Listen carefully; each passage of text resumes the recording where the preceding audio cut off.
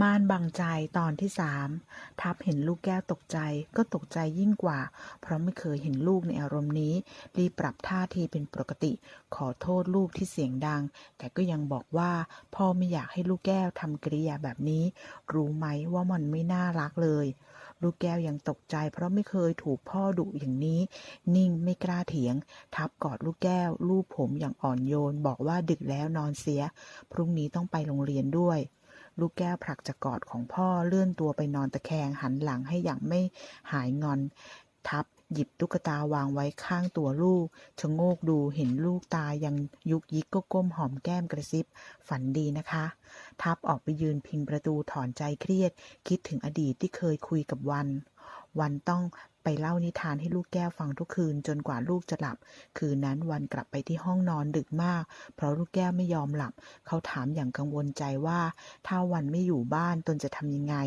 ลูกแก้วคงไม่ยอมนอนเพราะตนเล่านิทานไม่เป็นไม่ยากหรอกค่ะถ้าวันไม่อยู่ทับก็ต้องทำหน้าที่แทนนะคะสงสารลูกไม่อยากให้แกนอนไม่หลับทับติงว่าปกติวันก็ไม่ไปไหนอยู่แล้ววันบอกว่าหมายถึงตนไม่อยู่กับทับและลูกแล้วทำไมพูดแบบนี้ละวันโบราณเขาถือนะครับไม่เอาละนอนกันเถอะสัญญากับวันก่อนนะคะถ้าเกิดมีวันนั้นจริงๆคุณจะทำหน้าที่แทนวันไม่เอานาวันผมไม่สัญญาวันต้องอยู่กับผมและลูกตลอดไปทับตัดบทอย่างไม่อยากฟังกอดวันไว้อย่างแสนรักทับคิดถึงคืนที่คุยกับวันแล้วยิ่งเศร้าจนน้ำตาคลอเขากระพริบตากลืนน้ำตาพึมพำผมสัญญาจะวันว่าผมจะทำหน้าที่แทนคุณให้ดีที่สุดทับสูดลมหายใจลึกๆกลับมาเข้มแข็งเหมือนเดิมแล้วเดินกลับไปห้องนอนของตนเองเช้านี้ที่โรงเรียนอนุบาลบรรยากาศสดชื่นแจ่มใสด้วยเสียงเด็กๆเล่นและหัวเราะกันอย่างสนุกสนานเจ้าหน้าที่มาบอกครูว่าผู้ปกครองน้องแพรโทรมาคุยด้วยครูจึงเดินไปเหลือเฟื่องระดาอยู่ดูแลเด็กๆคนเดียวเฟื่องระดาเดินดูเด็กๆเธอชะงักเมื่อเห็นลูกแก้วมองตนอยู่แล้วจู่ๆลูกแก้วก็หันไปผลักมิ้นที่กำลังจะไปนั่งชิงช้าล้มลงมิ้นร้องไห้เสียงดังเฟื่องระดารีบเข้าไปดูถามลูกแก้วว่าแกล้งเพื่อนทำไมลูกแก้วท้าว่าให้ฟ้องคุณครูเลยพอดีครูคุยโทรศัพท์เสร็จออกมาถามว่าเกิดอะไรขึ้นตกใจเมื่อเห็นเขาน้องมิ้นมีเลือดออกเฟื่องระดาบอกว่าอุบัติเหตุให้ครูพาน้องมิ้นไปทำแผลก่อนตนจะดูแลทางนี้เองพอครูพาน้องมิ้นไปลูกแก้วถามเฟื่องระดาว่าทำไมพี่ระดาไม่บอกคุณครูล่ะคะว่าลูกแก้วเป็นคนผลักมิ้นทำไมลูกแก้วถึงอยากให้พี่ระดาบอกคุณครูล่ะคะคุณครูจะได้ไปบอกคุณพ่อไงคะว่าลูกแก้วเกเรเฟื่องระดาถามว่าทำไมถึงอยากให้คุณพ่อรู้ถ้าลูกแก้วเกเรดื้อมากๆคุณพ่อจะได้ให้น้ำมนต์มาดูแลลูกแก้วไงคะเฟื่องระดามองหน้าลูกแก้วถามว่าลูกแก้วคงรักน้ำมนต์คนนี้มากใช่ไหมใช่ค่ะแล้วลูกแก้วไม่รักคุณพ่อเหรอคะไม่รักค่ะคุณพ่อไม่รักลูกแก้วไม่เคยเล่านิทานให้ลูกแก้วฟังก่อนนอนเหมือนน้ำมนต์เหมือนคุณแม่เลยเฟื่องระดาถามว่าถ้าลูกแก้วไม่ได้ฟังนิทานจะนอนไม่หลับใช่ไหมใช่ค่ะพี่ระดารู้ได้ยังไงคะก็ตอนเด็กๆพี่ระดาก็เป็นแบบนี้ค่ะเอาอย่างนี้ไหมถ้าวันไหนน้ำมนต์ไม่ว่างมาไม่ได้ลูกแก้วโทรมาหาพี่ระดาพี่ระดาจะเล่านิทานให้ฟังเองพี่ระดาเล่านิทานเก่งมากเลยนะคะจริงเหรอคะจริงสิคะแต่ลูกแก้วต้องสัญญาก่อนนะว่าจะไม่เกเรไม่เป็นเด็กดื้อมันไม่ดีหรอกค่ะตกลงไหมตกลงค่ะลูกแก้วดีใจยื่นนิ้วก้อยออกไปให้เฟื่องระดาเกี่ยวกันเป็นสัญญาเฟื่องระดาเกี่ยวก้อยลูกแก้วแน่นลูกแก้วยิ้มให้อย่างเป็นมิตรทับมุ่งมั่นที่จะทำหน้าที่แทนวันให้ดีให้ได้เย็นวันนี้จึงไปที่ร้านหนังสือเพื่อจะหาซื้อหนังสือนิทานมาอ่านให้ลูกแก้วฟังเดินดูหนังสือนิทานที่วางอยู่หลากหลายแต่พอเอื้อมจะหยิบก็จ้ากับมือของใครคนหนึ่งที่เอื้อมมาหยิบเล่มเดียวกันต่างก็ตกใจรีบปล่อยวิขอโทษครับทั้งคู่ต่างเอ่ยขอโทษแต่พอมองหน้ากันก็อึ้งเฟื่องระดาชักสีหน้าเดินไปอีกมุมหนึ่งทันทีทับเห็นอาการตะบึงตะบอนแล้วขำถามชอบอ่านนิทานเหรอเฟื่องระดาทำหูทวนลมดูหนังสืออย่างตั้งใจทับเดินดูตามพูดไปเรื่อยๆเธอนี่ยังเป็นเด็กจริงๆด้วยนะไม่ชอบใครก็ไม่พูดด้วยถ้าคนโตแล้วถึงไม่ชอบยังไงก็ต้องพูดคุยทักทายกันตามมารยาท จะว่าฉันไม่มีมารยาทก็เชิญแต่ฉันจะทำก็เฉพาะกับบางคนที่ไม่ชอบหน้าไม่อยากเจอแต่ฉันดีใจที่เจอเธอนะฉันกำลังจะมาหาซื้อหนังสือนิทานไปให้ลูกไหนๆเธอก็จะซื้อเหมือนกันช่วยเลือกให้หน่อยได้ไหมเธอยังเด็กน่าจะพอรู้ว่าเด็กๆจะชอบนิทานอะไร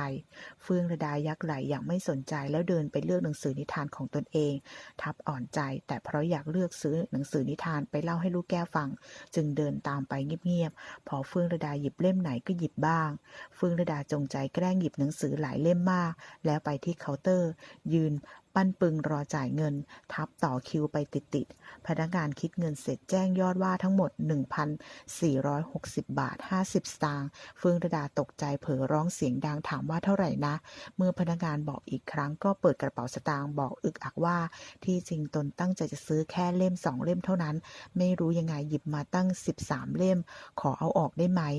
ช่วยคิดรวมกับของผมเลยก็แล้วกันครับทับบอกพนักงานถามว่ามาด้วยกันเหรอทับตอบรับเห็นเฟื่องระดาทำท่าจะพูดเลยกระซิบคนอื่นเขารอต่อคิวตั้งเยอะแยะให้เขาคิดรวมไปก่อนนั่นแหละเฟื่องระดาจำต้องเงียบพอพนักงานคิดเงินเสร็จก็รีบบอกให้แยกถุงด้วยเสร็จแล้วคว้าถุงของตนเองพูดลอยๆก่อนเดินลิ้วไปว่าแล้วฉันจะคืนเงินทั้งหมดให้คุณทีหลังทับต้องรอเซ็นสลิปบัตรเครดิตพอเซ็นเสร็จหันมาอีกทีเฟื่องระดาหายไปแล้วเขาพึมพำขำๆไวอย่างกับลิงทับจะเดินไปอีกทางก็ต้องชะงักเมื่อได้ยินเสียงมนทิรานึกไม่ถึงเลยว่าจะเจอคุณที่นี่มากับใครคะ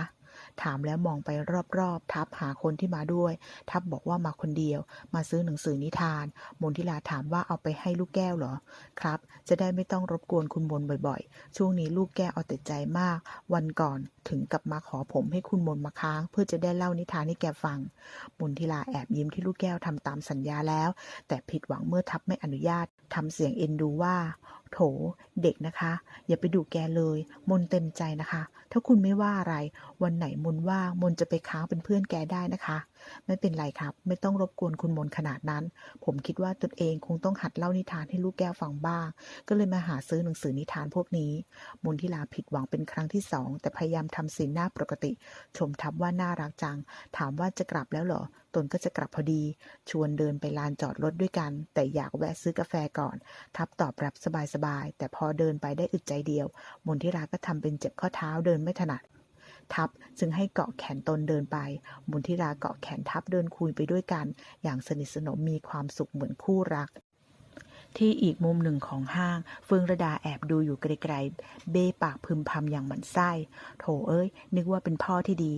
มาหาซื้อนิทานให้ลูกที่แท้ก็คิดหาแม่ใหม่ให้ลูกเหมือนผู้ชายอื่นๆนั่นแหละว่าแล้วหันเดินไปอีกทางทับกับมนทิราแวะไปร้านกาแฟในห้างเห็นคนต่อแถวยาวทับจึงพาเธอไปนั่งรอวางถุงหนังสือนิทานไว้บนโต๊ะแล้วตัวเองไปต่อแถวซื้อกาแฟถามก่อนไปว่าเอาเหมือนเดิมใช่ไหม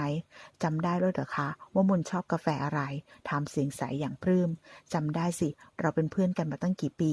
มนทิราผิดหวังเมื่อได้ยินทับบอกว่าเราเป็นเพื่อนกันแต่ก็ยังมีเป้าหมายที่แน่วแน่เห็นถุงหนังสือนิทานที่ทับซื้อวางไว้ที่โต๊ะและทับต่อแถวยืนหันหลังอยู่ก็รีบหยิบถุงนิทานวางไว้ที่เก้าอี้เท่านั้นไม่พอยังเลื่อนเก้าอี้ไปใต้โต๊ะแล้วเอากระเป๋าถือของตนเองวางบนโต๊ะแทนครู่หนึ่งทับกลับมาพร้อมกาแฟมายื่นให้เธอยิ้มหวานขอบคุณก็พอดีทับมีโทรศัพท์เข้าเขาดูแปลกใจแต่ก็รับเป็นสายของสร้อยสนทับพยักหน้าให้มนทิราทำนองว่าออกไปกันได้เลยมนทิราคว้ากระเป๋าถือเดินเกาะแขนทับไปในขณะที่ทับรับโทรศัพท์เดินไปคุยไปสร้อยสนโทรมาบอกข่าวดีแล้วขอบคุณเพราะตนได้เข้าทำงานที่โรงแรมแล้วดีใจด้วยครับไม่ต้องขอบคุณหรอกโอเคพอดีผมอยู่ข้างนอกแล้วค่อยคุยกันครับพอดีเดินไปถึงรถมนทิราบอกว่าตนเดินไปเองได้ขอบคุณสำหรับกาแฟขึ้นรถแล้วโบกมือบายบายทับโบกมือแล้วเดินไปที่รถตนเองลืมถุงนิทานสนิทสร้อยทองถูกเสียนบทั้งขู่ทั้งบีบเรื่องเฟื่องระดาเมื่อยังไม่ได้อย่างใจก็วางแผนอุบาทให้ทำวันนี้สร้อยทองถามสร้อยสนว่าจะเริ่มงานเมื่อไหร่สร้อยสนบอกว่าอาทิตย์หน้าต้นเดือนพอดีสร้อยทองบอกว่าสุดสัปดาห์นี้หยุด3 วันจะพาไปเที่ยวทะเลกันสร้อยสนติงว่าแม่นึกยังไงจะพาไปเที่ยวทะเลเพราะปกติแม่ไม่ชอบเที่ยวทะเลก็ใหญ่ระดาชอบทะเลฉันจะพาไปฉลองที่ระดาได้งานสร้อยสนทำเป็นตัดพ้อว่าที่ตนได้งานแม่ไม่เห็นฉลองให้เลยสร้อยทองบอกว่าก็ฉันไม่ปลื้มกับงานของแกนี่ แล้วงานของระดาแม่ปลื้มเหรอคะแม่ไม่อยากให้ระดาทำด้วยซ้ำอยากให้ไปเป็นประชาสัมพันธ์ไม่ใช่เหรอคะพอถูกซักมากเข้าสร้อยทองก็ทำเป็นอารมณ์เสียหงุดหงิดประชดว่าให้ไปตามตำรวจมาสอบปากคำตนเลยดีไหมแล้วก็ผุนผันเดินหนีไปเลยทำให้สร้อยสนยิ่งสงสัยว่าแม่ทำอะไรแปลกๆขึ้นทุกทีทับกลับถึงบ้านก็ถามดวงใจว่าลูกแก้วล่ะดวงใจบอกว่าอยู่ในห้องนั่งเล่นวันนี้น่ารักมากกลับมาถึงก็นั่งทำการบ้านเลยไม่ดื้อไม่สนของว่างก็ทานหมดเกลี้ยงไม่ต้องขยันขยอเหมือนทุกวันทับแปลกใจเข้าไปที่ห้องนั่งเล่นเห็นลูกแก้วนั่งทำการบ้านจริงจังซ้ำเป็นภาษาอังกฤษด้วยบอกว่าแบบนี้ต้องให้รางวัลแล้วลูกแก้วถามว่ารางวัลอะไรทับบอกว่าคืนนี้จะเล่านิทานให้ฟังลูกแก้วมองหน้าติงว่าแต่พ่อเล่านิทานไม่เป็นทับอวดว่าพ่อไปซื้อหนังสือนิทานมาหลายเรื่องเพื่อจะเอามาเล่าให้ลูกแก้วฟังลูกแก้วขอดูหนังสือทับจึงนึกขึ้นได้ว่าลืมไว้ที่ร้านกาแฟคุณพ่อโกหกลูกแก้วอีกแล้วลูกแก้วทั้งน้อยใจโกรธเก็บสมุดหนังสือคว้ากระเป๋าเดินหนีไปเลยทับจับมือบอกว่าถึงไม่มีหนังสือพ่อก็เล่าได้ลูกแก้วไม่อยากฟังนิทานโกหกของคุณพ่อค่ะลูกแก้วสะบัดไปงอนๆทับพูดไม่ออกได้แต่โมโหตนเองที่ลืมถุงหนังสือนิทานไว้ที่ร้านกาแฟเสียได้เฟื่องระดาซื้อหนังสือนิทานแล้วมาเล่าให้ลูกแก้วฟังทางโทรศัพท์อย่างสนุกสนานลูกแก้วฟังและซักถามอย่างติดพันเลยสนุกทั้งคนเล่าและคนฟังโดยมีสานั่งฟังสนุกไปด้วยซอยสนเปิดประตูเข้ามาเห็นเฟื่องระดากำลังเล่านิทานทางโทรศัพท์อย่างสนุกสนานเดินเข้าไปดูเห็นเฟื่องระดากลางหนังสือนิทานเล่าอยู่เฟื่องระดาทำท่าให้ซอยสนเงียบแล้วเล่านิทานไปเรื่อยส่วนที่ห้องนอนลูกแก้วทับเปิดประตูจะมาง้อลูกแก้วก็เห็นกำลังฟังนิทานทางโทรศัพท์อย่างสนุกสนานสาหันมาเห็นทับจึงพยักหน้าเรียกไปถามว่าคุณมนโทมมาเล่านิทานให้ลูกแก้วฟังเหรอสาบอกว่าไม่ใช่คุณมนแต่เป็นครูผู้ช่วยที่โรงเรียนเล่าเก่งกว่าคุณมนอีกคุณหนูลูกแก้วสนุกใหญ่นี่เรื่องที่3แล้วทับจึงเปิดประตูแอบดูลูกแก้วเห็นลูกฟังนิทานอย่างสนุกมีความสุขก็ยิ้มเอ็นดูพอเล่านิทานเรื่องที่3จบเฟื่องระดาก็ปิดปากหาวบอกลูกแก้วว่าพี่ระดาเล่ามาครบ3เรื่องแล้วนอนได้แล้วลูกแก้วรับปากอย่างว่าง่ายบอกว่าคืนพรุ่งนี้ต้องเล่าให้ลูกแก้วฟังอีกนะพอเฟื่องระดารับปากลูกแก้วก็กู๊ดไนท์แล้วนอนเลยเฟื่องระดากู๊ดไนท์แล้วทิ้งตัวลงนอนอย่างหมดแรงสร้อยสนลุกขึ้นมาถามขำๆว่าเป็นครูพี่เลี้ยงต้องเหนื่อยขนาดนี้เลยเหรอเฟื่องระดาบอกว่าที่จริงก็ไม่ต้องหรอกแต่ตนสงสารน้องคนนี้แกนอนไม่หลับถ้าไม่ได้ฟังนิทานสร้อยสนถามว่าแกไม่มีพ่อแม่เหรอไม่มีแม่ค่ะมีแต่พ่อแต่ดูเหมือนจะมีปัญหานิดหน่อยระดาก็ไม่ค่อยรู้รายละเอียดหรอกค่ะแต่ว่าแต่พี่สนมีธุระอะไรกับระดาหรือเปล่าคะพี่จะมาบอกระดาว่าพี่ได้งานที่โรงแรมพฤกษานนท์แล้วเงินเดือนดีด้วยพี่เลยคิดว่าถ้าระดาอยากเรียนต่อพี่จะส่งระดาเองเฟื่องระดาขอบคุณแต่ตนอยากทำงานมากกว่าไม่อยากสบายแล้วให้พี่สนกับน้าสร้อยลำบากอีกแล้วพูดอย่างเกรงใจว่าความจริงพี่สนไม่ควรต้องลำบากด้วยซ้ำเพราะมันเป็นหนี้ที่พ่อของระดาสร้างขึ้นมาเองสร้อยสนบอกว่าอย่าพูดแบบนี้ไม่ว่าคุณลุงจะเป็นหนี้เพราะอะไรแต่ตอนคุณลุงอยู่ก็ดูแลตนกับแม่ให้มีความสุขสบายถึงตอนนี้เราก็ต้องช่วยกันระดาโชคดีมากเลยนะคะที่มีพี่สนกับน้าสร้อยไม่อย่างนั้นระดาคงแย่พูดแล้วลุกไปเปิดลิ้นชักหยิบกล่องโทรศัพท์มือถือใหม่เอี่ยมมาอวดดูสิคะน้าสร้อยใจดีมากๆเลยเห็นโทรศัพท์ระดาพังหลายรอบเลยซื้อให้ระดาใหม่บอกว่าให้เป็นของขวัญที่ระดาได้งานทำสร้อยสนอึ้งแปลกใจที่สร้อยทองทำดีกับเฟื่องระดามากแต่ก็บอกน้องให้เปลี่ยนเลยไทยพาสิริโสภาไปเที่ยวผับตามสัญญาแต่เธอกลับเซ็งไทยแปลกใจถามว่าเห็นเธอชอบเที่ยวแบบนี้นี่นาเธอบอกว่านั่นมันเมื่อก่อนแต่ตอนนี้ตนเบื่อไทยเอาใจบอกว่างั้นเราไปเที่ยวทะเลกันดีไหมเธอบอกว่าทะเลก็น่าเบื่อเที่ยวจนหมดแล้วตนอยากไปเที่ยวเมืองนอกอ้อนว่าเราไปกันสักอาทิตย์หนึ่งดีไหมไทยบอกว่าคงไม่ไหวไปยุโรปตนจะเอาตังค์ที่ไหนเธอไม่เชื่อเพราะบ้านก็ออกรวยกิจการโรงแรมก็มีหลายแห่งไทยว่านั่นไม่ใช่ของตนไม่เคยช่วยทำอะไรเลยพี่ชายช่วยพ่อทำมาแต่ต้นตนจะไปเอาเงินตรงนั้นมาใช้ได้ยังไงตนมีแต่เงินเดือนตำรวจถามว่าไปที่อื่นได้ไหมในเมืองไทยตนพาไปได้หมดกลับกันเถอะค่ะสิง่วงแล้วว่าแล้วลุกเดินออกไปเลยไทยลุกตามไปงงๆ พอถึงวันหยุดยาวสร้อยทองพาสร้อยสนกับเฟื่องระดาไปเที่ยวทะเลสร้อยสนแปลกใจที่แม่ซื้อกางเกงขาสั้นกับเสื้อสายเดี่ยวที่ค่อยข้างโป๊ให้เฟื่องระดาใส่พอสร้อยสนติงสร้อยทองก็เหน็บว่าเราไปเที่ยวทะเลกันนะไม่ได้ไปวัดชมว่าระดาหุ่นดีถ้าต้นยังเป็นสาวก็คงใส่เป็นเพื่อนล้อให้หนุ่มๆน้ำลายหกเล่นทัพก็เตรียมพาลูกแก้วไปเที่ยวทะเลตามที่ไทยแนะนำโดยให้ไทยเป็นคนขับรถให้และให้เปียกที่เป็นคนขับรถอยู่บ้านเป็นเพื่อนป้าใจมนทิรามาพอดีลูกแก้วบอกว่าเราจะไปเที่ยวทะเลกันชวนน้ำมนไปด้วยมนทิราตื่นเต้นแต่พอรู้ว่าไทยไปด้วยก็นึกในใจว่าก้างชิ้นใหญ่ขนาดนี้เราไปก็ไม่มีประโยชน์บอกทัพเซ็งๆว่าตนจะแวะมาดูป้าใจให้ยืนโบกมือส่งยิ้ม3ยิ้มแย้มร่าเริงแต่ในใจเซ็ง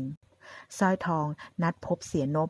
ให้ทำเป็นไปพบกันโดยบังเอิญที่ปั๊มน้ำมันระหว่างทางพอเข้าปั๊มทั้งเติมน้ำมันเติมลมยางแล้วเสียก็ยังไม่มาไล่สองสาวไปเข้าห้องน้ำไปซื้อของกินติดรถไว้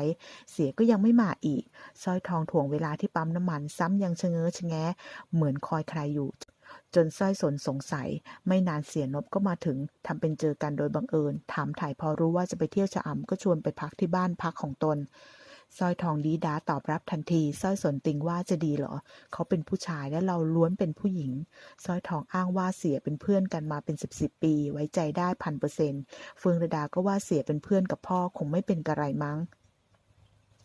พอไปถึงบ้านพักของเสียนบเสียบอกว่าปกติมีแม่บ้านอยู่แต่ตนอยากพักเงียบๆเลยให้กลับบ้านไปห้องพักแขกมี2 ห้องสร้อยทองจัดให้สร้อยสนนอนกับตนอ้างว่ากลัวผีและให้เฟื่องระดาอยู่อีกห้องหนึ่งเปิดโอกาสให้เสียนบทำตามแผนอุบาทของเสีย